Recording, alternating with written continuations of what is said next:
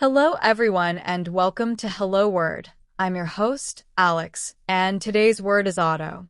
It's a C1 level noun meaning a short form of automobile. So, auto is really just a quicker, more casual way of saying car.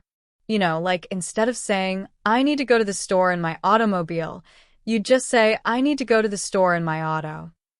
It's super common. Think of it as a convenient abbreviation. Some synonyms for auto include car, which we just talked about, like the car needs an oil change, and vehicle, as in that is a fast vehicle. Now, finding perfect antonyms is a little tricky because auto is such a specific term. So, for contrast, you might use terms like bicycle, as in I prefer to ride my bicycle to work, or walking, as in I am walking instead of driving today.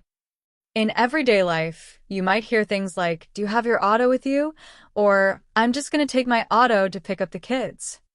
You also might see it in phrases like auto repair shop. Let's put it into a few example sentences. My auto broke down yesterday. Or, he is thinking of buying a new auto. Or, that is a really classic looking auto. So that's auto, an easy word to understand, right? A quick way to say car.